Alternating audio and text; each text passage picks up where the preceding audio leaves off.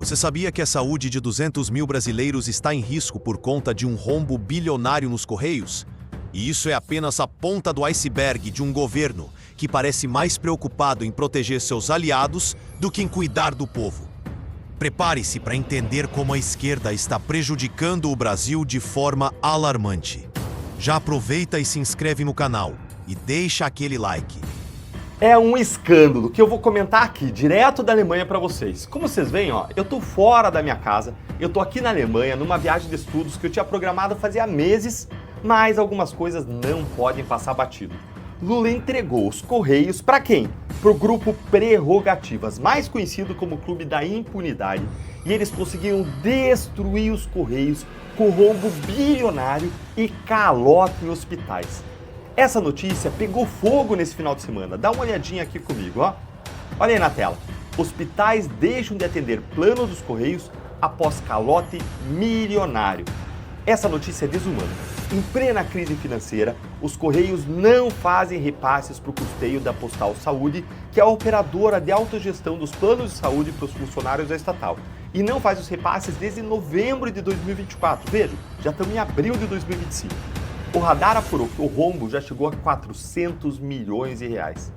Diante do calote, vários prestadores da rede credenciada da Postal Saúde comunicaram à imprensa a suspensão unilateral do atendimento aos beneficiários da operadora de saúde dos Correios, entre eles Redditor, Unimed, DASA, Grupo Cora e Beneficência Portuguesa. Afinal de contas, não tem como os hospitais trabalharem de graça.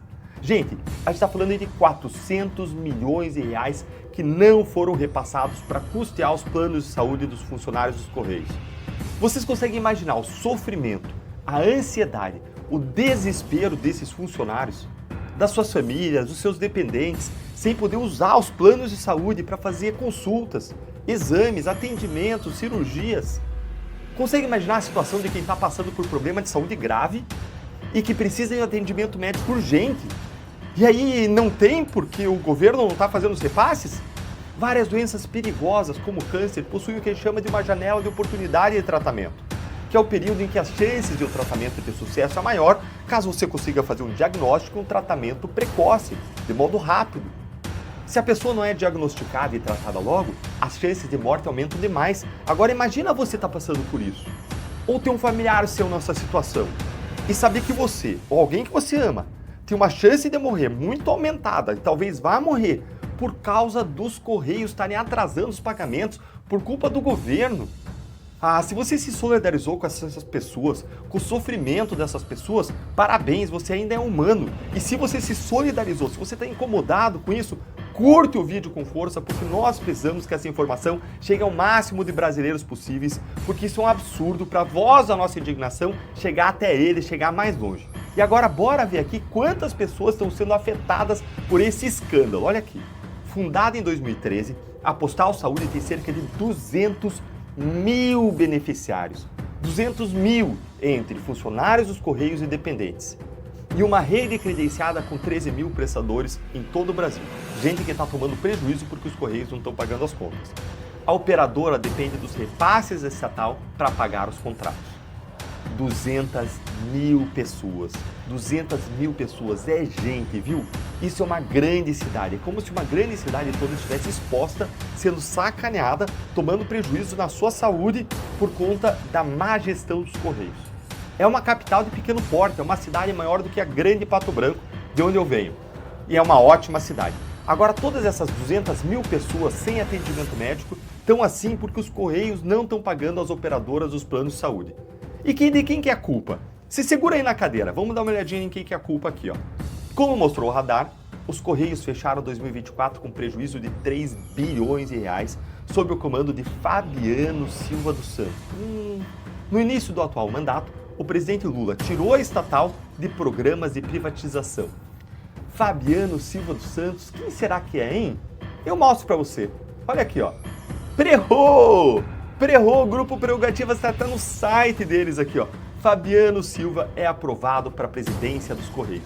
Isso aqui é lá em fevereiro de 2023. Lula tinha recém tomado posse.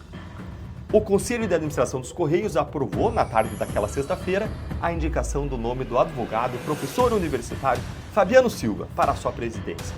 O novo gestor promete afastar completamente a empresa pública do processo de privatização começado por Jair Bolsonaro. Além de barrar a entrega da estatal para iniciativa privada, Fabiano Silva chega ao cargo tendo como metas de gestão tornar os Correios mais competitivos e valorizar o funcionalismo. Você está vendo como que o PT valoriza, no final das contas, o funcionalismo, né? Um dos coordenadores do Prerrogativas, grupo que se notabilizou pela sua oposição à Operação Lava Jato e pela prisão de Lula, o novo presidente dos Correios tem passagens pelo Ministério do Trabalho e Emprego, Fundação dos Economiários Federais e Instituto de Previdência do município de São Paulo, então sob gestão da Marta Suplicy. Veja só, chega ao cargo tendo como metas de gestão tornar os Correios mais competitivos e valorizar o funcionalismo. Aí está vendo, Perro, Clube da Impunidade, como vocês estão valorizando o funcionalismo, hein? Tirando o plano de saúde de mais de 200 mil beneficiários, atrasando o pagamento de mais de 400 milhões de reais, causando um rombo bilionário de mais de 3 bilhões nas contas dos Correios. Tá dando muito certo, viu? Olha que ridículo, gente. Olha aqui, ó. O novo gestor promete afastar completamente a empresa pública do processo de privatização iniciado por Bolsonaro. Olha aqui como que estavam os Correios no governo Bolsonaro, Clube da Impunidade. Dá uma olhadinha aqui, ó. Aí, ó. Após lucro recorde, Correios terão distribuição de ganhos a empregados. Isso era na época do governo Bolsonaro, setembro de 2022, alguns meses antes do governo Lula entregar uma das estatais mais importantes do Brasil na mão do Clube da Impunidade, do Prerrogativas, dos ditos advogados anti-Lava Jato. Ah, vocês não são só anti-Lava Jato não, viu? Vocês são anti-Brasil, anti-eficiência, anti-competência, anti-resultados. Isso sim, isso que vocês são. E vocês sabem quantos cargos o Perrot tem no governo Lula? Ha! Olha aqui, ó. Dá uma olhadinha na tela. Já emplacou pelo menos 28 nomes no governo. 28 nomes. Quase 30. Esse é o governo Lula. Esse é o Prerrogativas. Era tudo para defender o direito de defesa, Perrot? Era contra os abusos, era contra as ilegalidades da Lava Jato, era para defender as prerrogativas dos advogados, né? Mentirosos, fariseus, sepulcros caiados, era tudo por poder, era tudo por dinheiro, por influência, era tudo um grande, um imenso projeto de poder. E agora que vocês estão no poder, o Brasil inteiro está vendo quem vocês são. Olha só o desespero dos funcionários dos Correios com isso. Olha aqui, ó. Isso é de chorar, gente. A nossa saúde, a nossa vida depende disso. Nós pagamos mensalmente, nós pagamos compartilhamento, que é um absurdo, na nossa conta, que quando você procura uma assistência médica, aí vem dizer que não está sendo atendida por falta de pagamento, questiona a Shirlene Souza, dirigente do Sindicato dos Trabalhadores em Correios e Telégrafos do Estado da Bahia. Lembrando que os beneficiários continuam tendo a coparticipação dos planos descontada no contra-cheque. Ou seja, os Correios descontam dos funcionários e não repassam. Se não pagarem as clínicas e hospitais, nós vamos paralisar as atividades de toda a Bahia, afirma sindicalista em vídeo compartilhado por funcionários da estatal. E vocês estão pensando que é isso ou o que aqui? Não é só isso não, gente. Se daqui a 4 dias o governo Lula não se mexer, o rombo vai saltar de 400 milhões para 600 milhões de reais. Fora que os Correios vão parar, né? Olha aí, historicamente, os Correios injetam uma média de 150 milhões de reais por mês no custeio da Postal Saúde, somando cerca de 2 bilhões de reais por ano. Se não houver qualquer repasse à operadora de autogestão até a próxima quinta-feira, agora, dia 10 de abril, o rombo vai saltar para perto de 600 milhões de reais. E aí, você acha que o governo Lula vai conseguir resolver essa situação? Que eles mesmos criaram, aliás, com a sua incompetência, com a sua fome insaciável de poder por cargos, por aparelhamento de Estado, por colocar gente que é apaniguada, politicagem, em vez de colocar gente com competência, com currículo, não. Colocam lá os seus cupinchas. Derrubaram a lei das estatais no STF para poder colocar seus cupinchas nos cargos. E aí agora a gente vê o resultado. Será que o grupo Prerrogativas vai pedir uma liminar lá no Supremo para resolver esse probleminha desses? De repente o Supremo vai anular o rombo, né? Tá anulando toda a Lava Jato, tá anulando os casos contra a corrupção, de repente vai anular o rombo dos Correios. Seria bem a cara deles, né? E com o Supremo que a gente não duvida mais nada que eles pudessem até conceder uma liminar esdrúxula dessas, né? O Supremo só não consegue fazer uma coisa, fazer dar dinheiro em árvore para cobrir o rombo, porque a realidade eles ainda não conseguem mudar. Eles podem tentar apagar, jogar para debaixo do tapete, dizer que a Lava Jato não existiu, mas os fatos estão lá. A realidade está lá. O rombo dos Correios está lá. E não para por aí.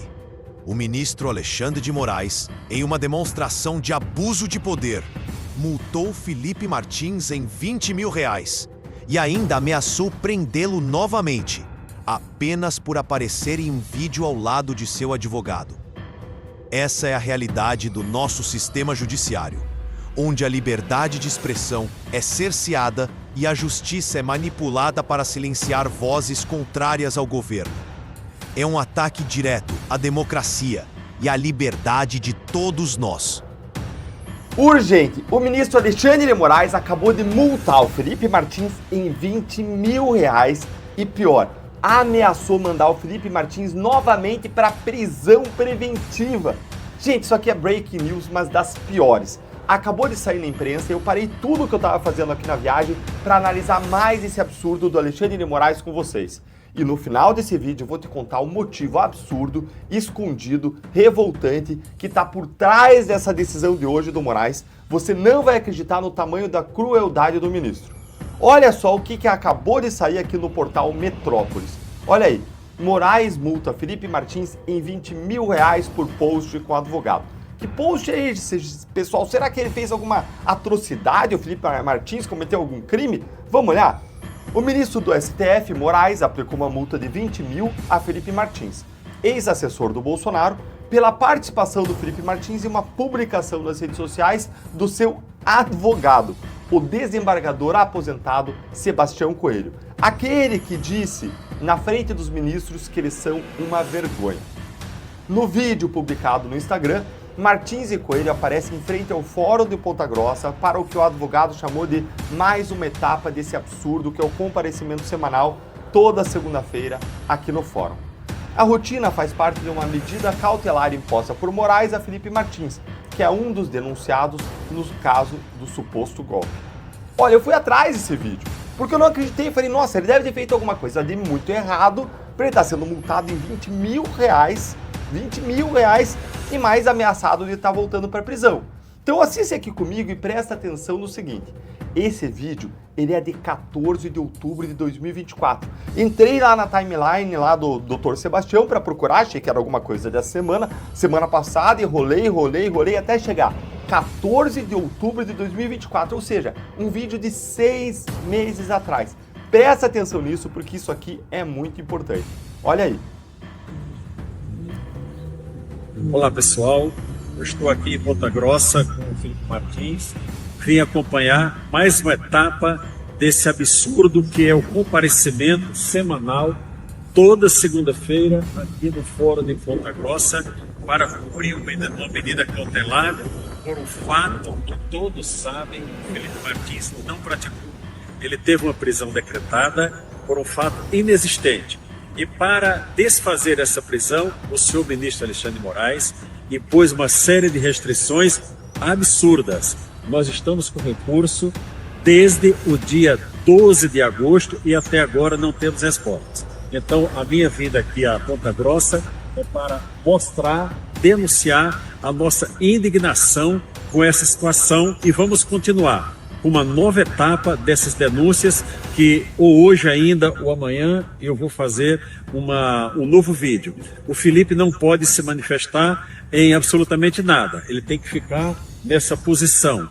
Não pode usar rede social, não pode sair de perto de casa, não pode trabalhar. É uma situação realmente absurda e revoltante. Ok, a gente acabou de assistir então ao vídeo e não tem absolutamente nenhuma, zerinho, nada de violação a qualquer das cautelares que o Alexandre de Moraes impôs ao Felipe Martins. O Felipe Martins, como vocês viram, tá calado no vídeo, ele tá censurado por Moraes. Ele não fala nada, ele não diz um ai, ele só respira e fica ali do lado do Dr. Sebastião, que inclusive fala das proibições. Fala que ele não pode falar nada, nem usar redes sociais, nem trabalhar, ou seja, o advogado claramente mostrando que o seu cliente não está violando nada. Mas então, por que o Moraes multou o Felipe em R$20 mil?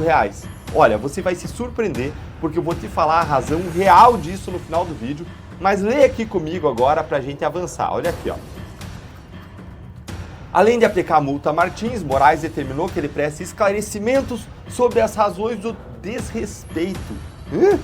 Dentro de 24 horas, sob pena de imediata conversão das medidas cautelares em prisão. Gente, em que mundo vive? Em que universo vive? Como que pode ser alguém tão não razoável? Falta tanto senso comum, tanta razoabilidade para alguém assim. Tá bom, Alexandre de Moraes, qual o desrespeito? Qual o desrespeito? Não tem desrespeito nenhum. Você multou o Felipe por aparecer um vídeo do advogado dele, nas redes sociais do advogado dele, em que não fala nada. O Felipe exibiu completa aderência legal às suas cautelares ilegais. Ele não usou rede social, nem deu entrevista para ninguém, ele não fez nada, absolutamente nada que possa ser considerado um desrespeito ou violação das cautelares. Eu já vou te falar a razão real pela qual o Moraes está fazendo isso. E se você está indignado como eu, com mais esse absurdo, curte o vídeo, coloque aqui o seu joinha para eu seguir fazendo vídeos aqui e para nossa indignação chegar mais longe, gente. Agora, olha isso aqui. Eu não me baseei só no que a imprensa disse. Porque a imprensa poderia estar errada, pode ser, vai que tem lá na decisão alguma coisa que eu não vi, que a imprensa não mencionou, e eu fui checar a decisão. Eu fui ver a decisão do Moraes para ver se o Felipe estava fazendo algo que descumprisse algum detalhe da decisão. E adivinha, não descumpri nada, nadinha, nem uma vírgula, para você ver aí com seus próprios olhos. Olha aí, ó. O trecho que é pertinente da decisão é esse aqui, ó, que eu destaquei aqui para vocês. Não tem nenhuma vírgula descumprida. Olha aqui.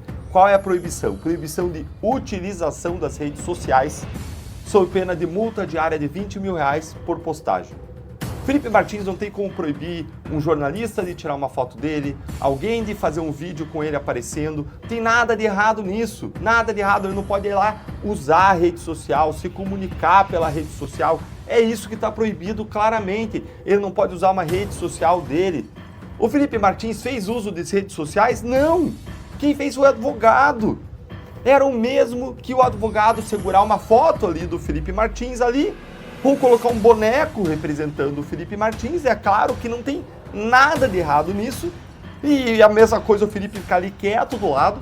O Felipe não se manifestou via as redes sociais e agora ele está sendo punido. Mas ele não pode ser punido por uma obrigação legal que não existia. Isso é absurdo. Está faltando bom senso, razoabilidade, bom senso, aquilo que todo cidadão, toda pessoa normal tem. Falta bom senso. Mas o que é mais absurdo no balaio de absurdos e ilegalidades do Moraes, vocês estão vendo como que esse ministro age? Ele simplesmente te pune por algo que você não estava proibido de fazer, algo que não é ilegal e que não é ilícito e que não constava na decisão dele que soltou Felipe. E ele te pune das duas formas mais cruéis que existem. A primeira, no bolso, o que deve ser um tormento para o Felipe, que está sem trabalhar, não consegue nem vender os seus cursos. Ele é professor, porque ele teria que vender online, ele não pode sair de casa. E ele está tendo custos altíssimos com advogados para se defender aqui no Brasil, mas também lá nos Estados Unidos, onde o Felipe entrou com um processo na justiça americana para esclarecer aquela fraude que aconteceu no seu registro de imigração. Aquele registro fraudulento que o Moraes usou temporariamente para prender o Felipe por 6 meses, mesmo sem que o Felipe tivesse saído do país, como foi provado de várias formas, com passagem aérea interna aqui do Brasil, com pedidos de iFood dele aqui no Brasil, com georreferenciamento dos deslocamentos do celular dele aqui no Brasil e por aí vai. Aliás, a audiência desse caso nos Estados Unidos é daqui a 2 dias, é dia 9 de abril. Tem vídeo aqui no canal sobre essa audiência, eu vou deixar o link na tela para vocês aqui, na descrição aqui para vocês, vou deixar aqui também um quadradinho aqui do vídeo no finalzinho na tela para você assistir depois. Mas aí a segunda punição das punições cruéis é ameaçar o Felipe com prisão por algo que não é errado que ele tenha feito. E agora eu vou te dizer por que o Moraes está fazendo isso agora. Essa decisão é claramente um pretexto de Moraes para prender Felipe de novo, para ele não conseguir participar dessa videoconferência da audiência dele no dia 9, daqui a 2 dias com a Justiça Americana, e para lembrar ao Felipe Martins, antes da audiência, quem é que manda. Quem é que manda? É uma carteirada. Lembre que o vídeo é do ano passado. Lembre que a decisão só vem agora, 2 dias antes da audiência. Justamente quando o Felipe vai ter a chance de contar a sua história perante o juiz americano e tentar conseguir a verdade sobre o que aconteceu. Aí o Moraes arma essa arapuca para ter um pretexto ridículo, patético, para jogar Felipe Martins na prisão de novo, ou então para encher ele de medo de ser jogado na prisão de novo e promover nele uma autocensura quanto ele participar da videoconferência da audiência, o que ele vai dizer nessa videoconferência. É claro que o Moraes colocou suas razões formais ali na decisão, de que seria um descumprimento da decisão anterior, mas de viu, não tem, é muito frágil. E é muita coincidência essa decisão tão frágil vir exatamente agora. Lembrem como que o Moraes tomava decisões segundo as mensagens vazadas do setor de combate à desinformação lá do TSE. Ele escolhia alvos e mandava achar algo, procura algo para mim. Será que não teve isso aqui? Procura algo sobre o Felipe Martins aí. Vai ter audiência dele? Olha, com base nas mensagens anteriores, é legítimo a gente levantar essa hipótese, esse questionamento. Será que isso aconteceu aqui também nesse caso? Sempre que a gente fala de motivação, a gente está no terreno da especulação. Eu não tenho como entrar lá dentro da mente e tirar uma foto que o cara está pensando. Mas a gente infere o que a pessoa está pensando a partir da realidade, a partir das circunstâncias. A gente constrói hipóteses e a gente está legitimado a fazer isso pela relevância do assunto em cima dos indícios ou evidências que a realidade nos dá. Mas o meu palpite é de que essa decisão tem tudo a ver com a audiência de depois da manhã e isso é muito revoltante. Meu palpite em cima das evidências, diga-se. Em um discurso emocionante na Avenida Paulista, Jair Bolsonaro destacou a luta pela liberdade e a injustiça que muitos brasileiros enfrentam sob o regime atual. Ele lembrou que a esquerda não hesita em condenar inocentes enquanto tenta desviar a atenção de seus próprios crimes. O que estamos vendo é uma verdadeira perseguição política, onde a verdade é distorcida e a justiça é usada como arma. O Brasil precisa acordar e lutar por seus direitos. Minha Paulista, meu Brasil, boa tarde. Meus cumprimentos a todos vocês que dedicaram esse domingo para aqui comparecer para lutar por aquilo que eu acho que é mais importante que a própria vida, é a nossa liberdade. O homem ou a mulher sem liberdade não vive. Na semana passada, nesse mesmo local, um evento patrocinado pela esquerda, PT, PSOL.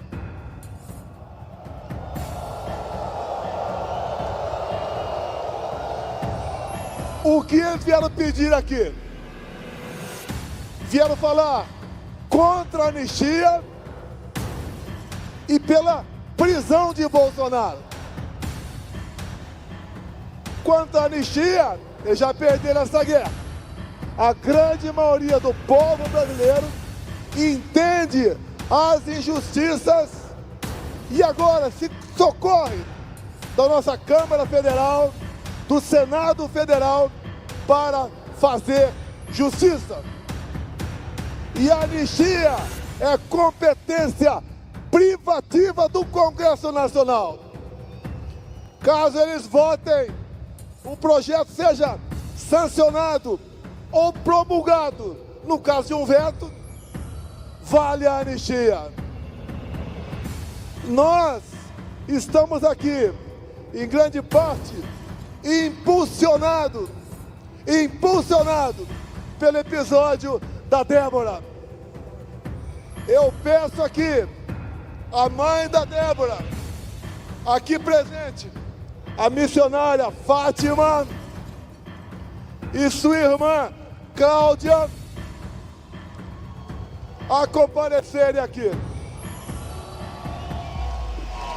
Se a missionária chora pela ausência da filha de 39 anos, imagine o quão chora a Débora pelos seus dois filhos de 10 e 7 anos de idade.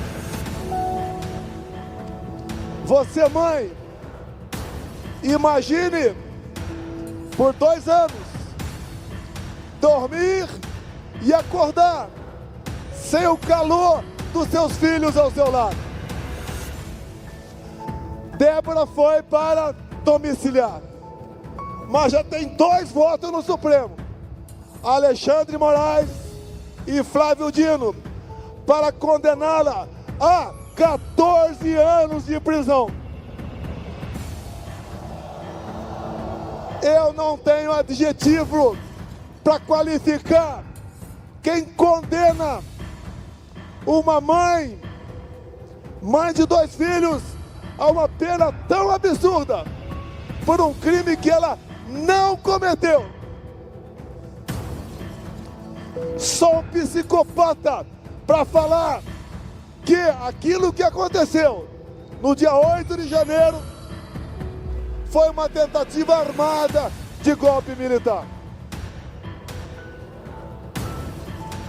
E condeno essas pessoas, como diz no jargão da justiça, de passeada, de bolo. E olhe só o que está acontecendo no Supremo no dia de hoje, apesar de domingo. Eles já formaram maioria para condenar a uma pena absurda um pipoqueiro e um sorveteiro por golpe de Estado armado.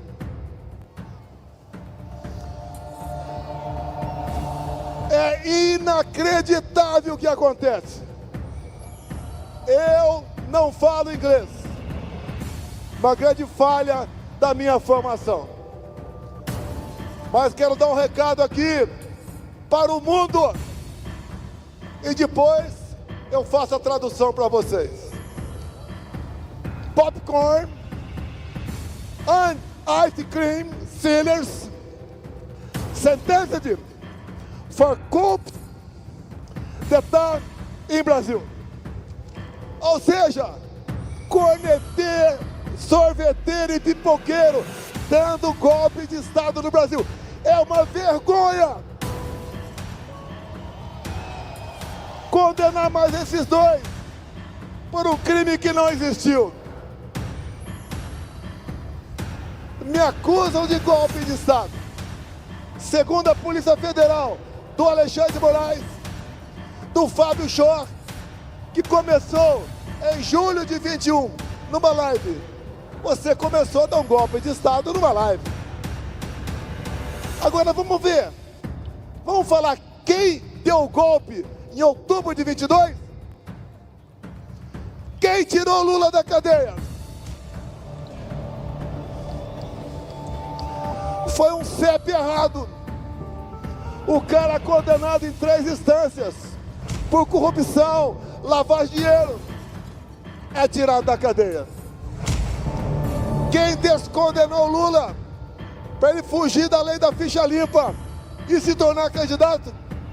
Os mesmos. E o golpe? O que mais eles fizeram para botar o Lula lá? Vamos falar algumas coisas aqui.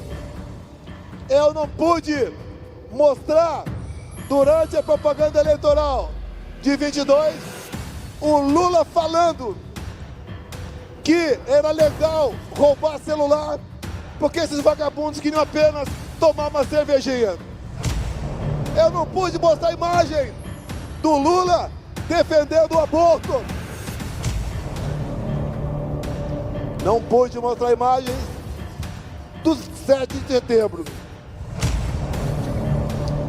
Imagens dele ao lado de ditadores como Ortega, Maduro, Ahmadinejad, entre outros.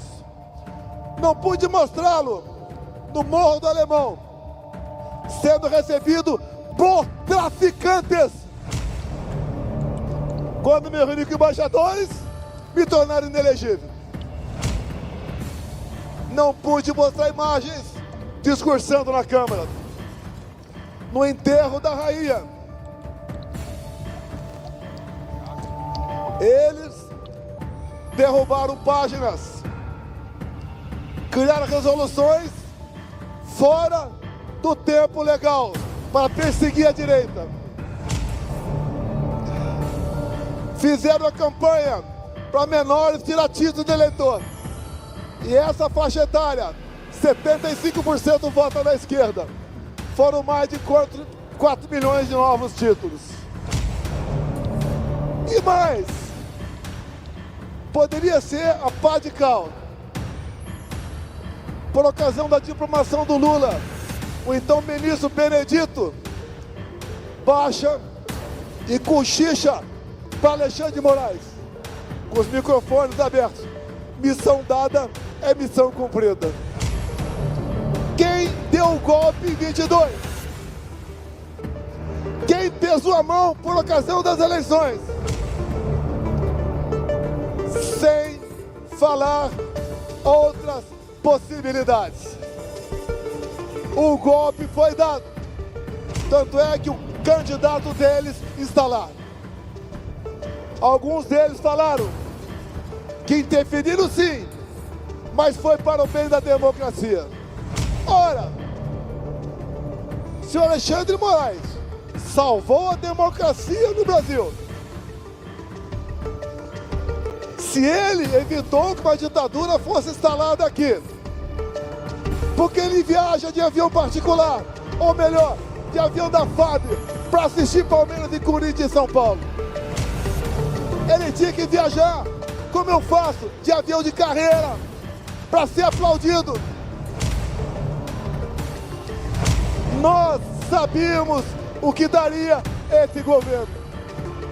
Tanto é que no dia 2 de novembro, uma coletiva minha em Brasília, ficou marcada pelo seu início, quando eu disse: vão sentir saudades da gente.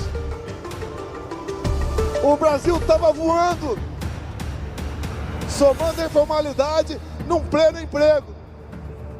Terminamos 22 com 54 bilhões em caixa. Criamos o Pix. O Tarcísio fez barbaridade com seus parcos recursos. Tínhamos negócio com o mundo todo. O nosso agro estava no teto. A nossa equipe econômica era fantástica. Botamos o Brasil num lugar de destaque que ele sempre mereceu. Mas a interferência, a mão pesada, fez mudar o resultado final das eleições. Nós sabíamos o que estava fazendo. Lamentavelmente, a pressão foi enorme, inclusive de fora do Brasil. Mas nós temos esperança. O movimento aqui hoje é pela anistia, pela liberdade das pessoas de bem. Mães, pais, irmãos, avós, pessoas que nunca pegaram em arma na sua vida. Tanto é que entre os condenados que estão respondendo o processo, não achei ninguém com qualquer passagem pela polícia. E digo a vocês, o golpe deles só não foi perfeito porque no dia 30 de dezembro de 22 eu saí do Brasil. Algo me avisou que alguma coisa ia acontecer. Se eu estivesse no Brasil, seria preso na noite de 8 de janeiro e estaria apodrecendo na cadeia até hoje, ou quem sabe assassinado por esses mesmos que botaram esse vagabundo na presidência.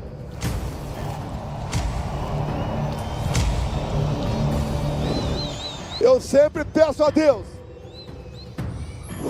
força para resistir, sabedoria para decidir. Nós temos como sair dessa. O ano que vem, o TSE terá um perfil completamente de isenção. E podemos voltar a confiar nas eleições do ano que vem. O atual sistema busca cada vez mais tirar da cédula eleitoral do ano que vem as lideranças de direita. O Caiado está aqui inelegível. Vai recuperar a elegibilidade dele, se Deus quiser. Eu estou inelegível porque me reuni com embaixadores. Eu não me reuni com traficantes no Morro do Alemão, como o Lula fez. Dizem que eu sou golpista. Porque o Flávio Dino, então ministro da Justiça, sumiu com as fitas do que acontecia na esplanada. Se o golpe é meu, mostre as fitas. Eu tenho esperança no meu Brasil, porque acredito no povo e em Deus. Nós temos como sair dessa situação. Não se preocupem comigo. Covardia pode acontecer amanhã cedo. Afinal de contas, tem certas pessoas que só sobrevivem fazendo covardia com as outras pessoas. Tenho esperança também que de fora venha alguma coisa para cá. Hoje faltou um filho meu aqui, o 03, que fala inglês, fala espanhol, fala árabe, tem contato com pessoas importantes do mundo todo, está lá nos Estados Unidos. Daqui a 2 semanas ou 10 dias, a justiça americana começa a investigar o caso Felipe G. Martins. Aquele que foi acusado pelo Fábio Shor e seu chefe de ter fugido do Brasil no dia 30 de dezembro, no avião presidencial no qual fui para Orlando. Ora, prenderam o cara por 6 meses. Me convocaram várias vezes para depor na Polícia Federal.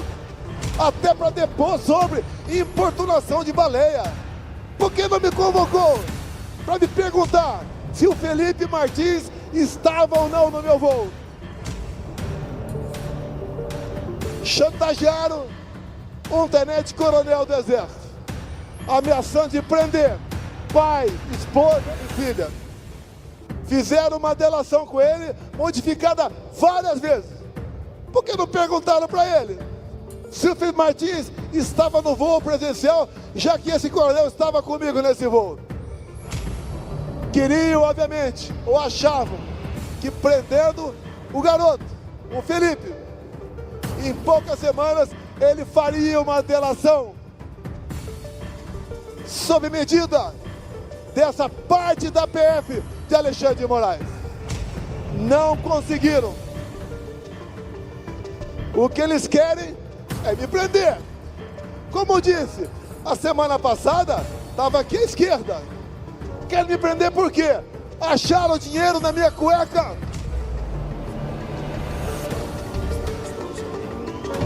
Acharam dinheiro em algum apartamento meu por aí. Roubei a Petrobras. Assaltei o fundo de pensão dos Correios. Eu não sou igual a eles. A grande revolta deles, que levantam tudo sobre a vida e não acha um só desvio de conduta. Essa semana arquivaram mais um processo, que eu teria comprado 100 imóveis no Vale do Ribeira, de 90 até agora. Narrativas, mentiras, covardia. A mesma coisa o cartão de vacina arquivado. A mesma coisa o presente. O TCU disse que o presente, independentemente de seus valores, pertence ao respectivo ex-presidente da República. Na verdade, eles não querem a mim, Jair Bolsonaro. Eles querem a vocês. Eu estou no caminho deles. Se acham que eu vou desistir, que eu vou fugir, estão enganados. Eu fiz um juramento e eu cumpro. Defender minha pátria com o sacrifício da própria vida. O que os canalhas querem não é prender de verdade. Eles querem me matar, porque eu sou um espinho na garganta deles. Eu mostrei a vocês que o Brasil tem jeito. Um caipira do Vale do Ribeira chegou na presidência, só Deus para explicar como. Montamos um ministério de qualidade, tanto é verdade que temos aqui, um dos meus ministros que é governador de São Paulo, um cara competente, decente, honesto.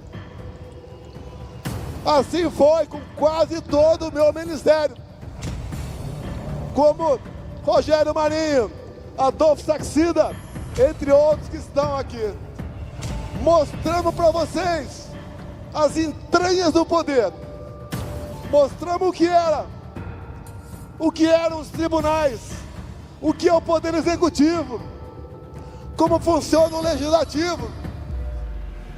Pegamos estatais com prejuízo bilionário, entregamos com lucro bilionário. Os bancos oficiais eram uma festa, cada facção dominava uma diretoria. Fizemos aquilo, não por dizer que seja virtude, mas por obrigação de tratar a coisa pública da forma que ela tem que ser tratada. Não me arrependo do que aconteceu comigo. Se tomei alguma decisão equivocada, não foi por má fé, foi por vontade de acertar, foi por querer fazer do seu país realmente uma grande nação.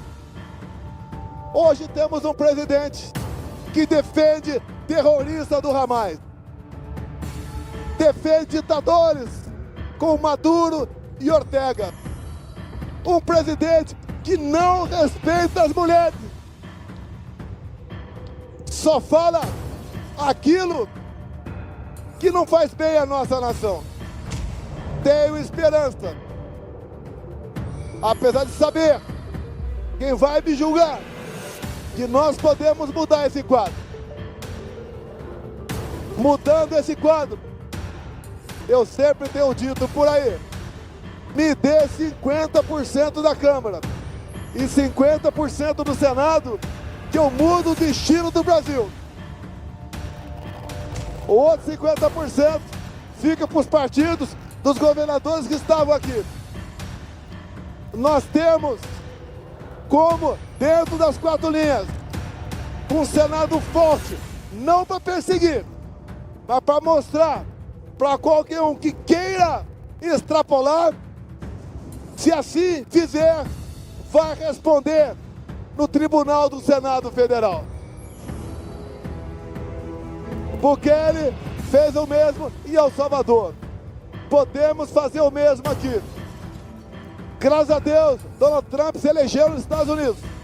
Eu só tenho gratidão a ele pelos 2 anos que ficamos juntos nas nossas respectivas presidências. O Brasil voltará a ser um país respeitado. O Brasil, com seu potencial, fará de todos nós um povo melhor, mais rico e mais feliz. Eu acredito no meu Brasil. Nós acreditamos no Brasil. Não vamos desistir. Jogar a toalha, pendurar a chuteira, não existe em nosso meio.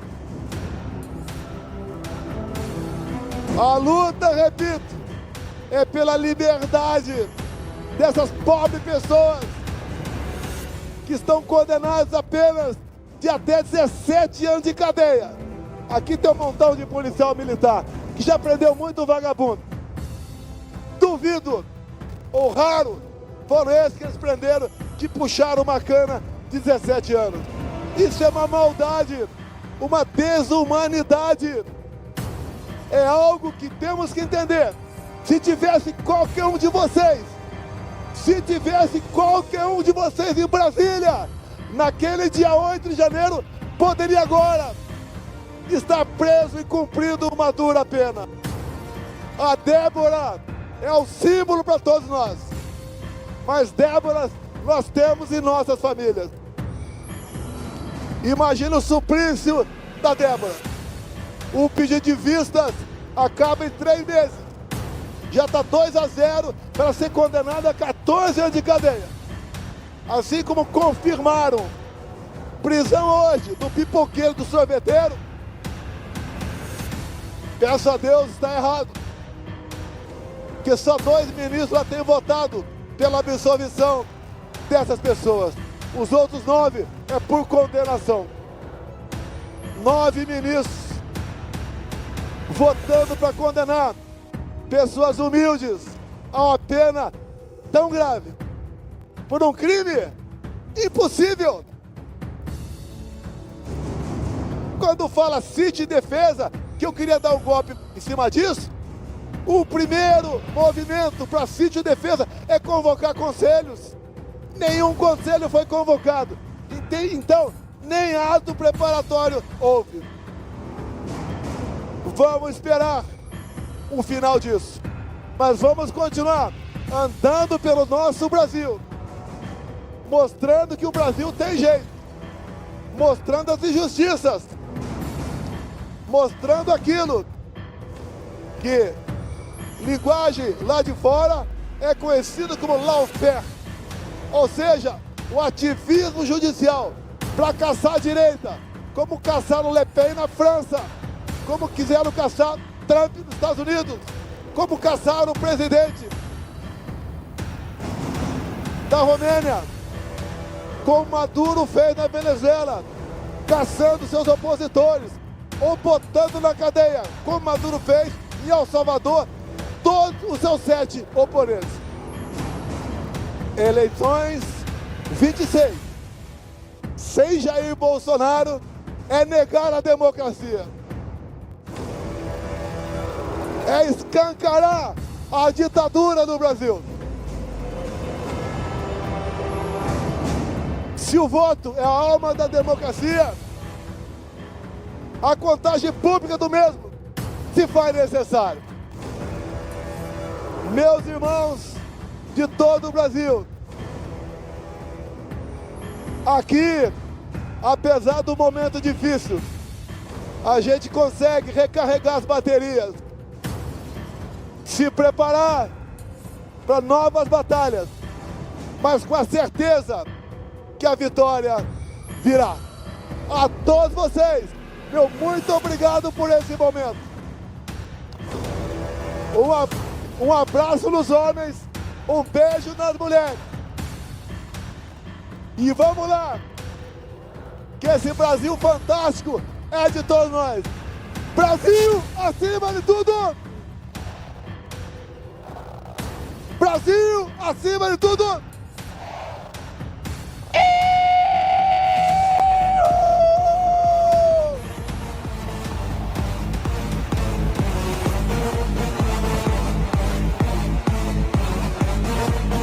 Alô Brasil! Alô Brasil!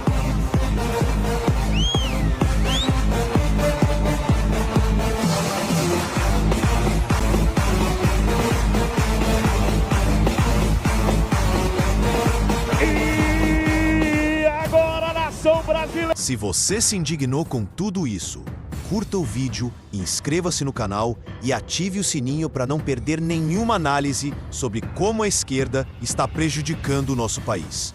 Juntos, podemos fazer a diferença.